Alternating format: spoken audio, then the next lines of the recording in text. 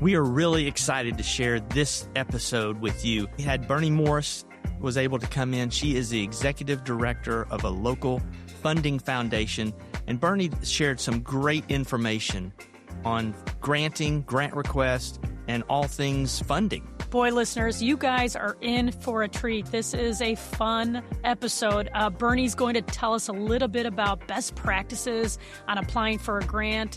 She discusses fundraising strategies. Is it best to focus on a need, or is it best to focus on the outcome? She will share that in this episode. And then finally, she shares with us a little bit about how do you go about researching the organization that's going to provide the funding. So she gives us some behind the scenes information. This is an episode you will absolutely enjoy.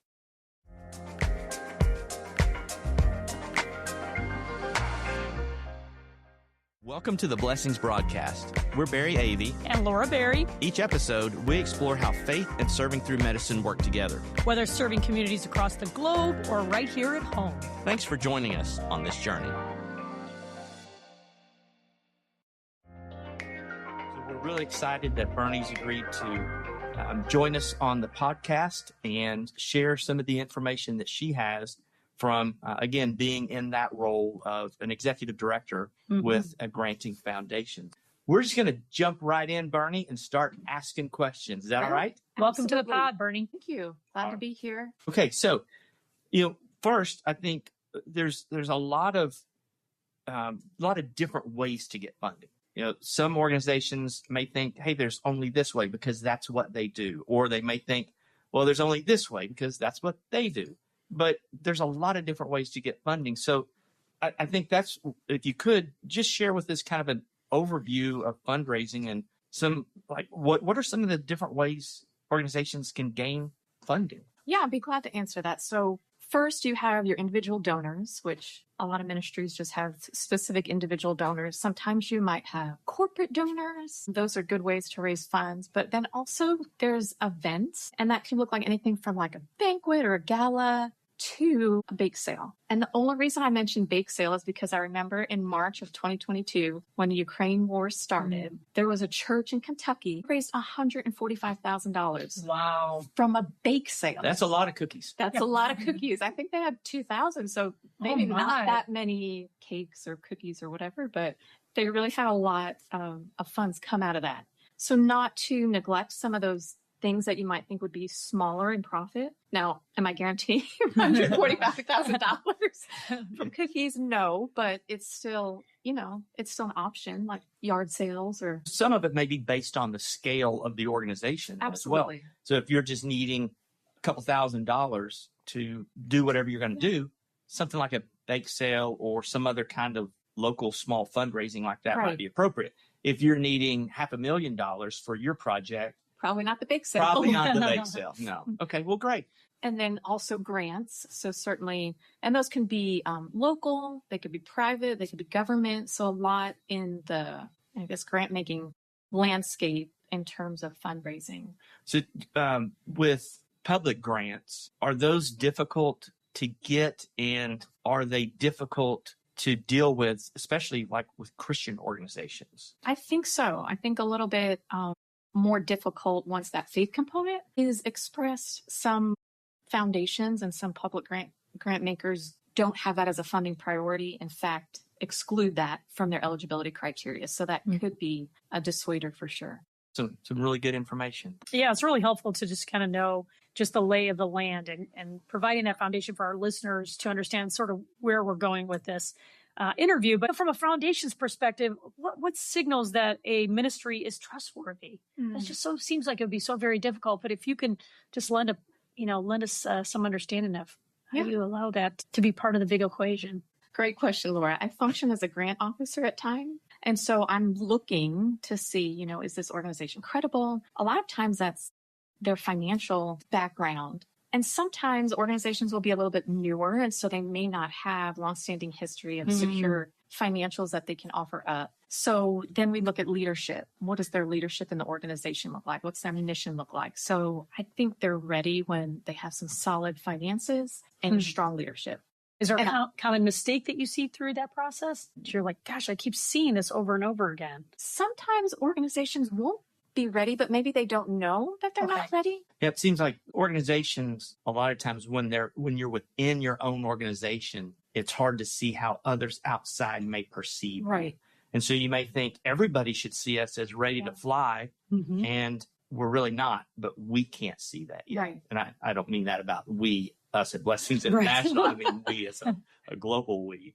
But that's great, though, to have someone else's perspective. And I don't want to jump too far ahead, but certainly when you're submitting a grant application or you're about to submit a grant application, that's a great step, is to have some external eyes view what you're submitting, because you are a little bit narrow-minded or have a little bit of tunnel vision because you're inside the organization, like you said. So not to get too far ahead, but that would be a good step, is to have another set of eyes review your grant application. You were saying that it's really important to look at financials, look at leadership of the organization.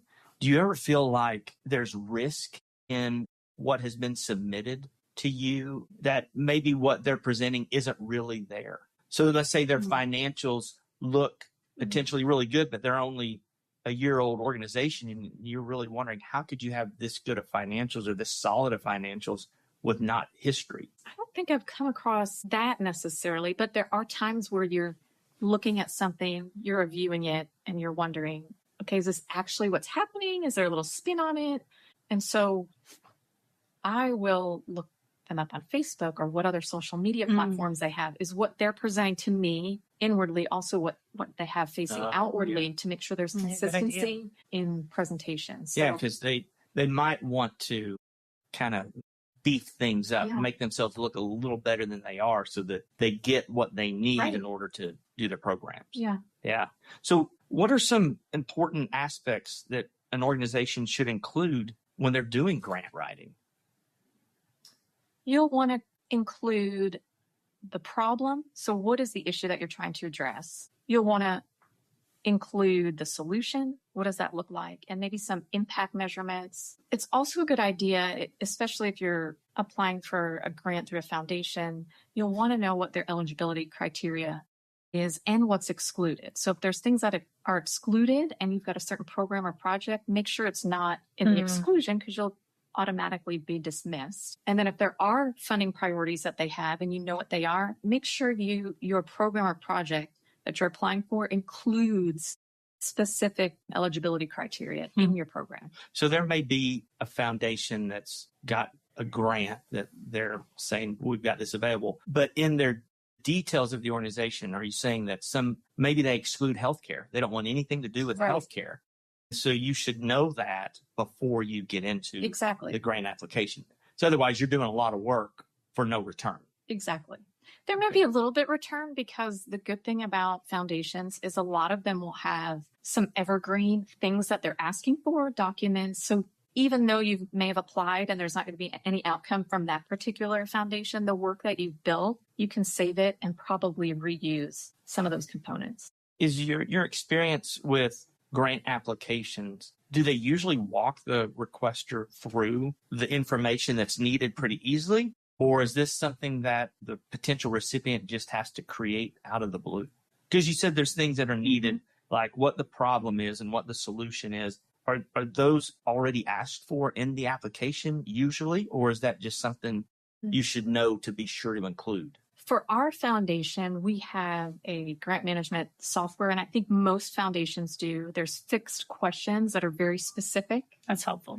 So you're answering those directly. And then sometimes they'll want maybe a letter of intent beforehand. That's very common. We don't require ones. Foundations require a letter of intent, which basically... So as you say, what would be a letter? What's in a letter of intent? Letter of intent is basically what I just shared. So you're stating the problem, you're stating the solution, how you intend to solve it, maybe some ways that you can measure it. A lot of times, some letters of intent will also have historic impact, or this program has been successful in this region.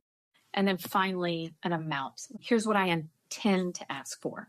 And this is what I intend to use the funds for. So you want $140,000 to bake cookies? $140,000 for cookies, yes. Sounds like those cookies are going to go really far. With that in mind, are there any components that a grantee should not include? Like, is there something that you're like, gosh, I've seen this mistake over and over again. This is something that shouldn't be included. And we want our audience to know as they, try to put together a grant, we want to be able to provide some wisdom. Right. So I think the biggest hiccup is that maybe for all of us in life, we tend to be long-winded. And so in some applicants' mind, the longer I get, the better the grant is. And that's not true.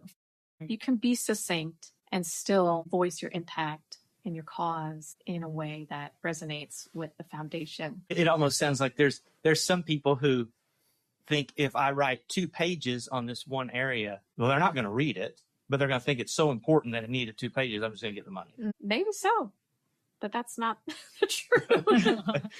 you all actually do look at these things. Yeah. Yes, we absolutely look at them and read them and want to know the fine details. And so the longer the grant application is, or the longer you go on for, the less likely we are to maybe feel connected to it, because it just seems like it's. Do you all cap the number of words that they can put in the software? So yes. If it's a 500 word maximum, you are capping it at some point in that software so that they can't keep going. We have character limits for each section. Gotcha. We do have an optional upload. So sometimes, personally, I like to shepherd everyone through the process and position them as favorably as possible for a great review. And so if there's someone where I feel like this really isn't enough characters for them, right? Let's not limit them. I do give them a hack. Gotcha. So this is a hack for the audience. Here's my personal email. Yeah. No. There's, if there is an optional upload, you may be able to expand a little bit further beyond whatever the character limitation is. Okay. So that's kind. So I think you kind of already answered this, but maybe there's more. Are there things that people might think are important to be included in a grant request, but they really aren't actually helpful? Yeah, I think I'd go back to the longer is better. And it's not always. Okay. You can say something succinctly with impact and feeling. Be short and to the point. Okay. Because sometimes there's a lot of applicants being reviewed on a docket. Some foundations only meet twice a year. So you're looking at, 20, 40 grant applicants that could be reviewed, maybe longer. And so the shorter and sweeter it is. So it makes me wonder, how can leaders shift their mindset from asking for money, and maybe they think, if I'm just long-winded enough, they're going to give it to me, to inviting you all into a partnership. So looking at it as more of a partnership. What are ways that these leaders can shift that mindset? Is it with words and, maybe in their interview with you, and as you mentioned, that you shepherd them through the process? Rather than fundraising just being a task. Right. Yeah, I think from my perspective, it's an invitation to expand the kingdom of God alongside them. So if our foundation has money and they have a need, but together we're collaborating to expand the kingdom of God. Now, our foundation is faith-based and Christ-centered and focused on that. Maybe others that aren't faith-based could just think of it as like a humanitarian effort rather than just throwing money towards something or viewing, the foundation being viewed as an ATM. Do you all view your grantees as partners? To an extent. Yeah, obviously you're not completely aligned because you're working with many different organizations doing a lot of different things. Exactly.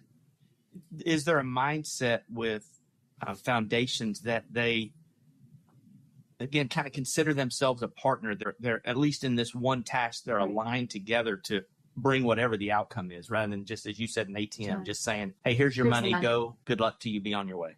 It probably depends on the corporate culture of the foundation. For us, I prefer a little bit more relational than transactional relationship with the ministry. We have discovery calls. So I either want to see someone on a computer screen. I'd rather see them face to face if they're local, but that doesn't always work out. Or see them on Zoom, even if they're in Angola. And we've had that before. So for me, it is a little bit more relational. Yeah. So you're trying to create a relationship even before their grant has been fully reviewed. Absolutely. So you mentioned this a little bit ago with leadership, or I just mentioned it in the question. So I want to kind of circle back to that.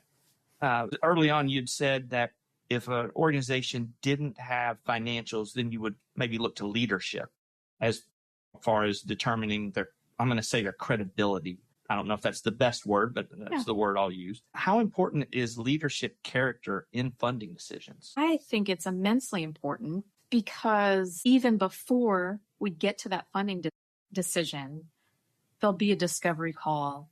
There'll be an invitation to apply for a grant. And so if there's not solid leadership, that invitation may not be extended. And that has happened before. So from a foundation's perspective, what does solid leadership look like? That's a great question, Barry. Thank you, Barney. Put a lot of thought into that one. I think strong character. And okay, then I'm going to ask another follow-up. Yeah. How do you gauge strong character? Is it by the way they answer things, by the way they presented themselves? I mean, because to me, that's just that it's like you know it when you see it. Right. But you still have to put something to it. It's so subjective. I think during that initial time where we're cultivating a relationship, get a pretty good sense of the organization, their mission, their corporate culture, their leadership. Do you think there's a specific question that sort of fleshes out a characteristic that might be problematic or might be a benefit? There might be a particular question like, this is a question during that discovery process that really helps me to see behind the veil. Who are they exactly? I think servanthood. Because I think to your point, it's like sometimes it's easy to present a certain way, but at the end of the day, is this really is this a facade or is this really who you are? Is this authentic? Any advice that you give for our listeners to know when, they're coming forward and they're asking for funding or to be in this partnership together, to really be able to present authentically who they are? I think transparency is big. Okay. Yeah. What are they working on? What are their current plans? What have their past successes been? That's helpful. Mm-hmm. As a nonprofit or NGO, transparency should be something they're very willing to share.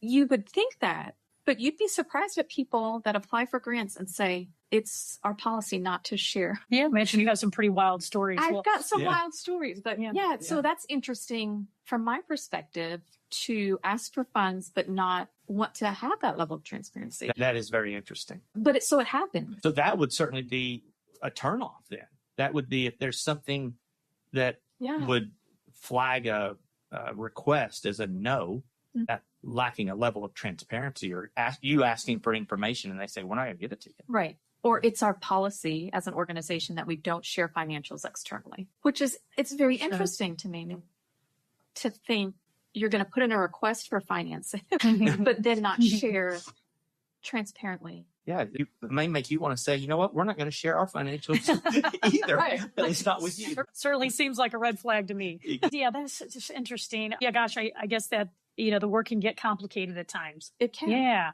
Well, how can ministries communicate impact without losing spiritual authenticity? I think there's a delicate balance there. They like you said, they need to share, this is exactly what we need, why, present the problem. Right.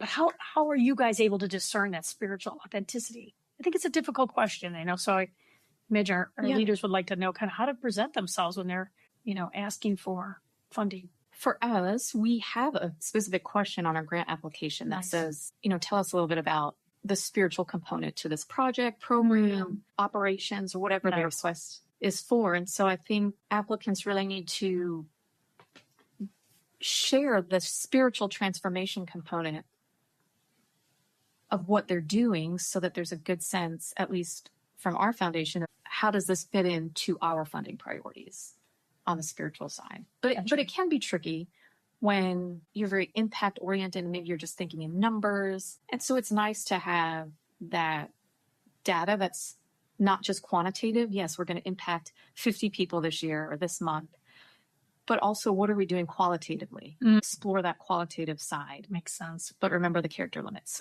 Sure. Yeah. Up to 500 words. Sure. So some of the foundations that would be approached by our listeners might not be faith-based. Okay. So let's say just a secular or general grantor. If they're a faith-based organization, would you recommend that they try to avoid a spiritual component to what they're doing or include it? you're saying if they're approaching a foundation that isn't faith-based but doesn't Correct. exclude faith-based organizations that they know of. Correct. I would include it. Include. Yeah, because then you'll know straight away if that's not a funding priority for that particular foundation and what you're doing is faith-based, then you all are not aligned. And so then you just know and you've been transparent rather than coming back and you go to reapply and something comes up and then the foundation is like, oh, we didn't know that that's what you were doing. Yeah. Well, and I would also guess that if it's a faith-based organization, you don't want them to lose their Right. purpose. Their mission driven. Just trying to get money. Exactly. That's great information. So I think we addressed this a little bit, but I wanted to see if you had any more ideas. Storytelling mistakes. Do you see any storytelling mistakes often in Christian fundraising? You talked about people going long and being a little verbose. I think sometimes with the stories, they're so needs focused instead of outcome focused. So focus a little bit more on the outcome and what these funds would enable you to do, the organization to do. So yeah, I would guess that especially if it's like food insecurity or healthcare or something along those lines, an organization might think, if I talk about how destitute this group is that we're going to be serving, it's going to really pull on the heartstrings. We're only going to serve 4 people, but those 4 people really need it bad. Right. Where the grantor may say, I could use this $500,000 for a lot more than 4 people. Exactly. Yeah, that is something that foundations look at is what is the impact investment? Is $500,000 going for 4 people? Or are we going to be able to have compassion ministry among maybe 1 million people with the way this other organization stewards their finances and the impact that they have? Yeah, there is a return on investment. Yeah. Sure. And then, measurable results. And then that also leads me to another question of how much is an appropriate amount to use for overhead and not to go to actual program expenditures. What do you all see in that? Do you see like 50-50 or is 10% using for overhead versus for the organization as a whole? Yeah. So or for the particular program? Well, I guess when I've seen grants in the past, I'll have seen a question about how much is this whole thing going to cost? Okay, it's $100,000, or how much are you asking for? $100,000. We need $10,000 for just some of the overhead, and $90,000 is actually going to the project that we're asking about. So do you all have any type of guidance or cutoff for that type of thing? We don't. We have a metric that we use and we have a budget, but we don't have a threshold necessarily. Although if we saw the budget and 50% of it what's overhead, we would likely be reluctant to give toward it. Yeah, that's what I was going to ask then. Is there a gut feel of, if it's more than 25% or more than 15%, that's probably too much. I was thinking 20%. 20%? Yeah. Okay. Just kind of as a rough gut feel. Yeah, because there's a lot of organizations that probably do need some of the money for overhead because they've still got to run their internal departments, even though they're running through the grant request some external programs. Definitely helpful for our listeners. And that it kind of leads me to a question that I had for you. If you can share the most common reason grant requests are denied, would you say you're like, oh, I see this over and over again, and this is yet another one we're going to have to deny because XYZ? For our foundation, there really isn't one, but we do such a good job on the front end to, well, first we have a referral, and then we explore alignment, and then a discovery meeting. And this is before the application process. So we're funding probably 95% or more of all grant applicants that come in. But because we've done such a good job on the front end. So I'm not sure what that may look like for other groups. That could be probably mission alignment. Interesting. They're just, with the rise of AI technology, there's a lot of research software out there now that connect you with grants. Like I think you put in your information and then it says, okay, well, try this group. And so I think if you're blindly going out there and you're maybe not sure on the foundation's funding priorities or their eligibility criteria, I would suspect that probably alignment is a big one. Interesting. You want to make sure you're really well aligned. And sometimes that could be not only mission, but geography. A group may just want to fund something, compassion ministry in Tulsa. Sure. So just make sure that you know. But in the end, what you're asking for is going to be used in South Sudan. Yeah. And so there's not a a good geographic fit. alignment. Right. Yeah. Is it helpful if you get denied? Is it helpful to go back year after year or quarter after quarter or whatever their grant cycle is and continue to ask? Or is there a limitation on, okay, if you don't get it the first 2 or 3 times, you probably ought to just not work on that grant request? Is there some way to sort of shepherd them through that next cycle? So, you may be denied this time. Right. And you're not quite sure if they should be denied for the future because you kind of are seeing something within, their mission statement maybe. Are there those opportunities where, like, you know what, here's my suggestion for you, come back during the next cycle, and these are the things you can work on. Does that ever happen with you guys, that you see that opportunity to sort of disciple them through that process? We usually do that on the front end. Sure. And so we have a high award. We're Right. awarding a lot and not people maybe having to reapply time after time. For those that maybe do need to reapply, I would try and get some, if they had received a declination from the foundation, I would encourage them to maybe reach out to the grant officer and ask for any feedback. Gotcha. Is there any, thank you so much for letting me know. Etiquette is really big. Thank you so much for letting me know and for your time to review it. Is there anything that you feel could have made my application stronger? And usually if the grant officer engages, not all of them are able to respond to every applicant. Yeah, because what our listeners will see is some foundations or grantors that they're working with have thousands of, and others are very small. Right. And so some of those larger ones, you're just a number in the whole process. Yeah. And so it could be hard. You mentioned etiquette. So is etiquette a big thing for communications and grant requests and that, or does it really matter much? I think it matters, but that just could be my view on professional courtesy. Sure. But I think it matters. You're trying to cultivate a relationship with an organization that has funds. You need funds. Let's be kind about it. Be kind. Yeah. I mean, you think this is a very standard procedure, but, maybe this is something for listeners to just be mindful of. Yeah. And I think I would also be mindful if there's a way for you to find out who or how much their average grant is, to kind of maybe stay within that, especially as a new or first time applicant.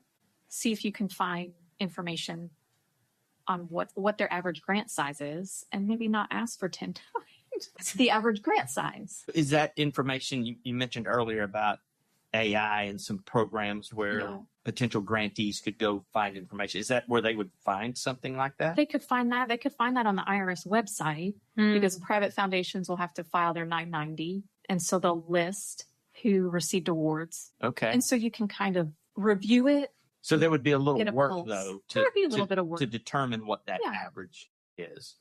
Yeah, that seems reasonable. Yeah. It does, because, again, some organizations only know what they know.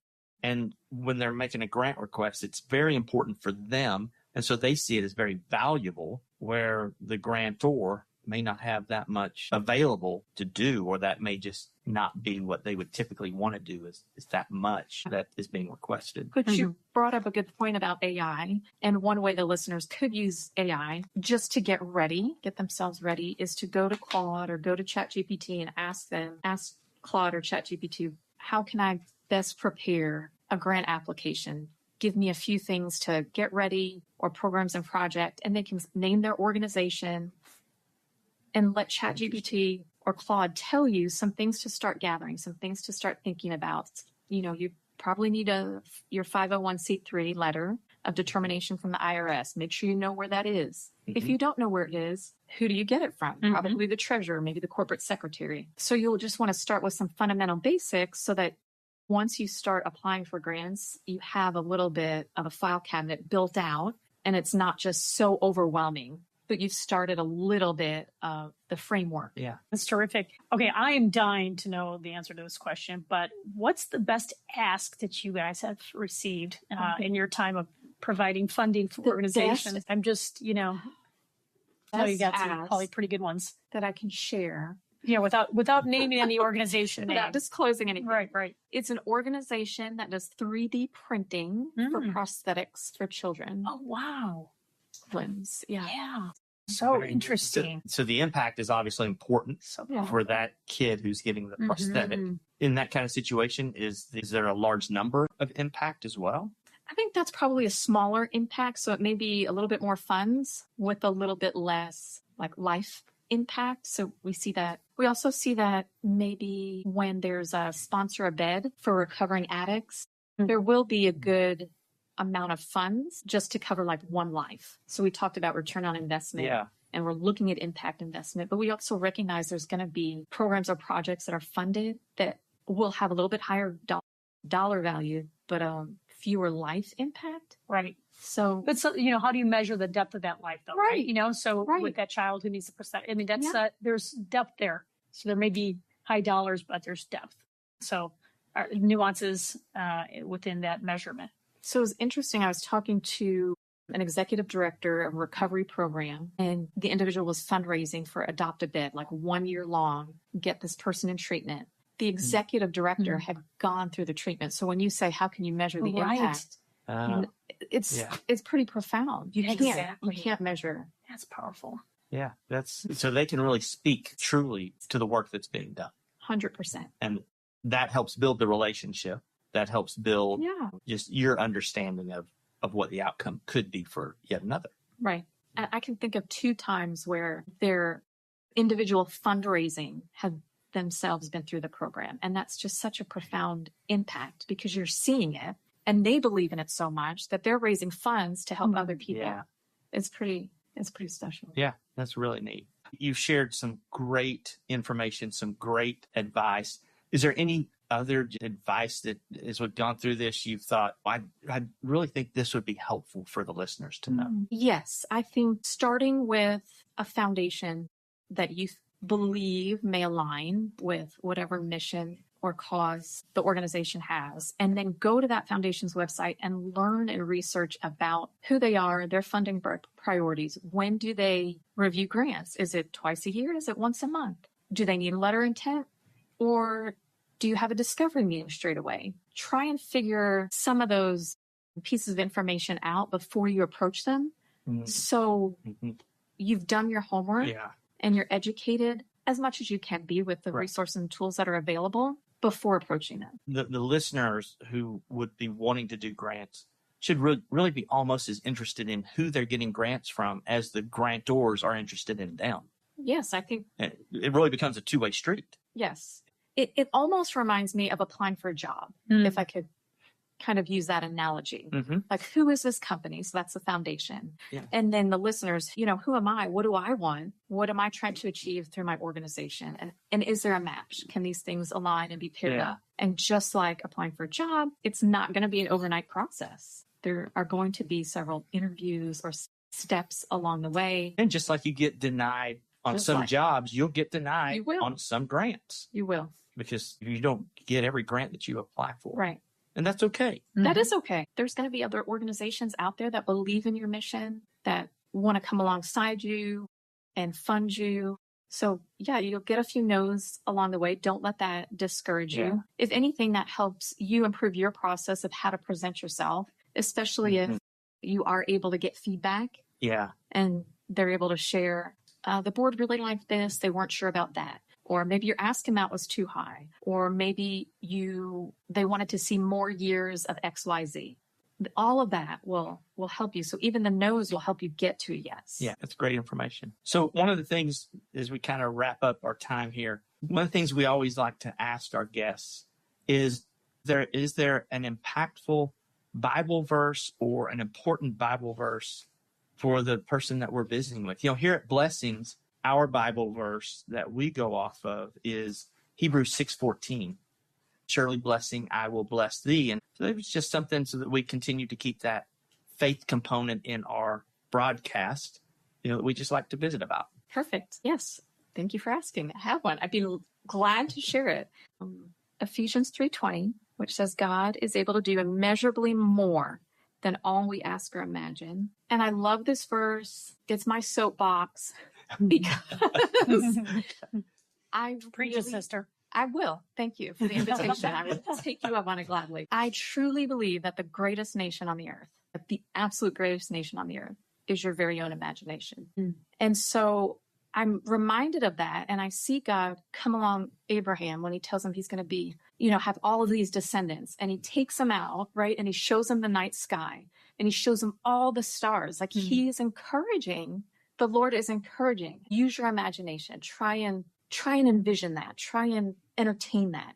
And then every night he sees a clear sky. He's reminded again and again, and he can imagine that. And then on the flip side, you see the 12 spies go into the land, kind of stake it out. And 10 of them imagine that they were grasshoppers and they just couldn't see it.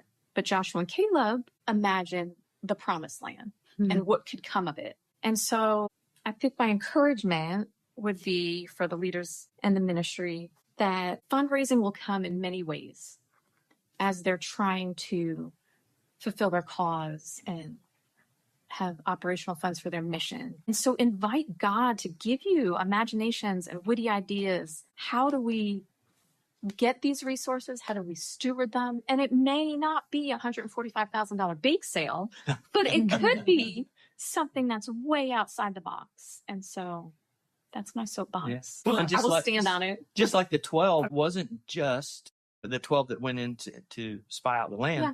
It wasn't just imagination. I mean, they actually had good stuff. They had the grapes that they had to carry on poles or whatever, and they had the fruit, and they had facts that they could bring back with them, and it still wasn't enough.